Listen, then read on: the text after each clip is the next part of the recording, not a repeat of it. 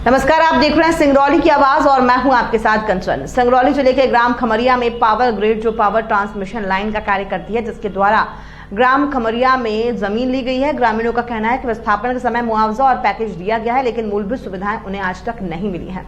ग्रामीण बताते हैं कि कंपनी द्वारा विस्थापन कार्ड जारी किया गया है, जिसमें रोजगार, अस्पताल, स्कूल, पानी जैसी मूलभूत सुविधाएं देने की बात कही गई थी। बावजूद कंपनी के द्वारा आज तक सुविधाएं नहीं मिली हैं। सिंगरौली की आवाज टीम ने ग्राम खमरिया में जाकर विस्थापितों की स्थिति को लेकर उनसे बातचीत की। आइए सुनते हैं मौके पर पावर ग्रिड के विस्थापितों ने क्या कहा।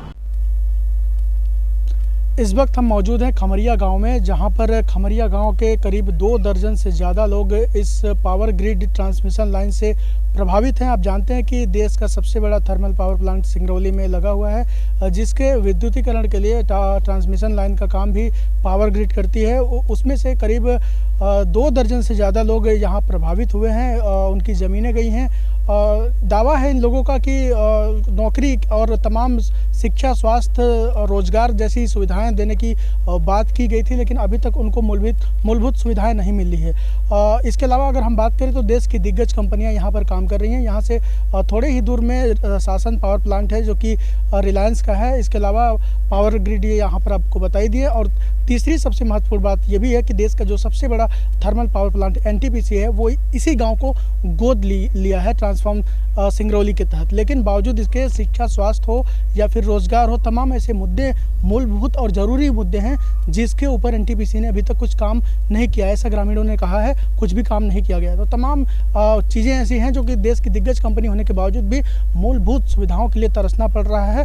जिला प्रशासन आने वाले समय में NTPC प्रबंधन या फिर जनप्रतिनिधि क्या कुछ काम करते हैं, ये देखने वाली बात होगी। हम ग्रामीणों से बात करेंगे और जानेंगे कि आखिर यहाँ की क्या सुविधाएं हैं और क्या अभी तक उनकी मांग रही हैं। यहाँ जब शुरू में कंपनी आई तो बोले कि हम सारे सुविधाओं को देंगे, पानी देंगे और रोड भी देंगे, अस्पताल भी देंगे और स्कूल भी बच्चों के पढ़ने के लिए देंगे। और एक रोज़ आए, उसमें का इंजीनियर तो हमारे परिवार का भी नाम लिखा और बोला कि कितनी कितने उम्र के हैं और क्या क्या करते हैं और कितने परिवार हैं, उनको हम सब बताए और लिख कर चले गए। और आज दिन तक कोई खोजी खबरी नहीं हो रही है। एक चीज़ जो है, एक ठे विस्थापित कार्ड दे दिए हैं और रजिस्ट्री खर्च दिए हैं।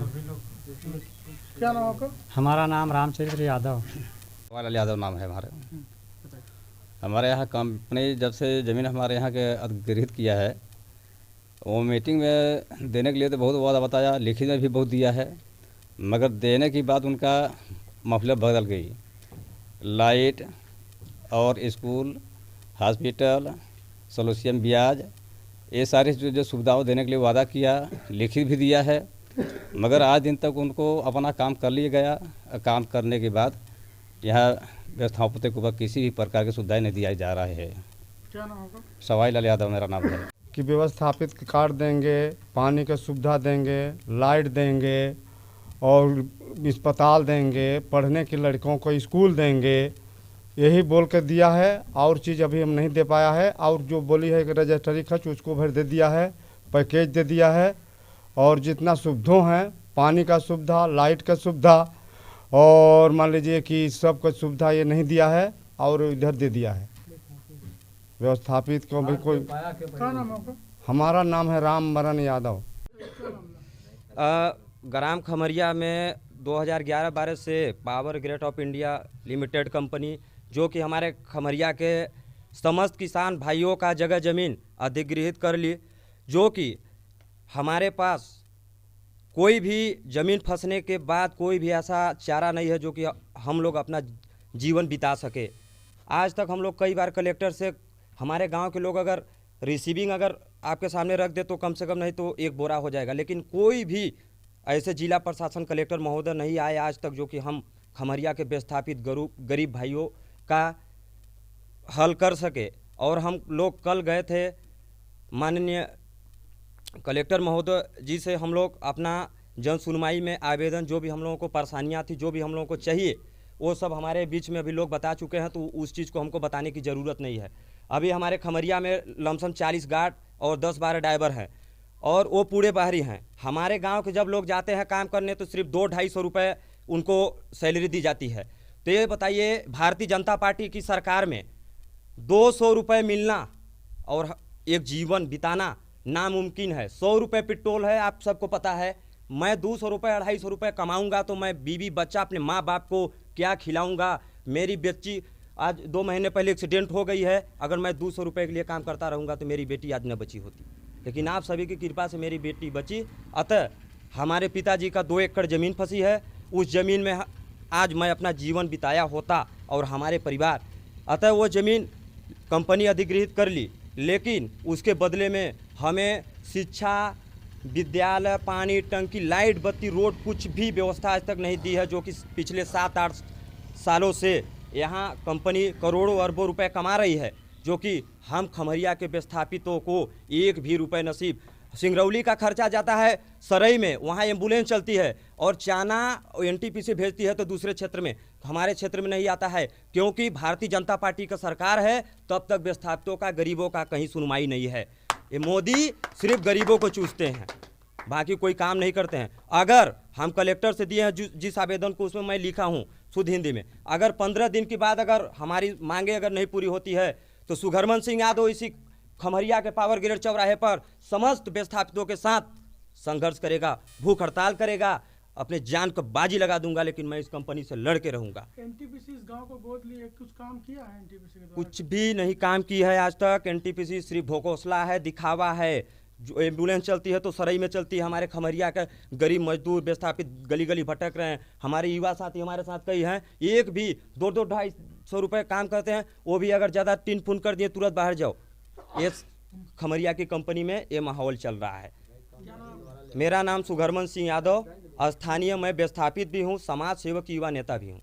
बहनी बेटियन का जितना तक है उतना जन का चाहे 4 जन का दे देगा, 12 जन का। वो एक बात आई जो सुविधा देव कह रहा, कोई सुविधा ना हमको, कोई सुविधा कहाँ मिला है। वो जो कि मान ली विस्थापित कार्ड क्योंकि मिला, हमको मिलू भी नहीं है। निवासी हम यही है, मेरा ज़मीन भी फंसा है।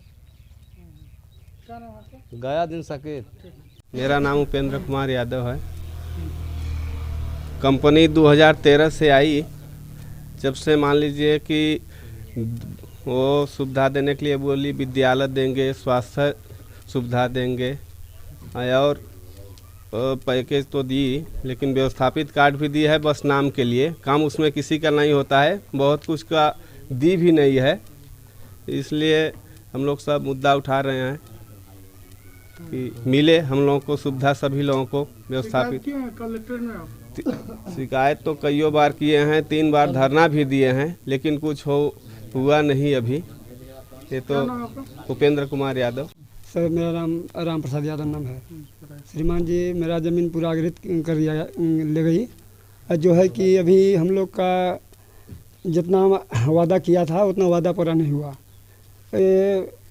नौकरी, प्लाट और जितना स्कूल, अस्पताल वादा किया वो नहीं दिया, लेकिन ज़मीन का मुआवजा जो है कि पैकेज दे दिया, वादा पूरा नहीं हुआ।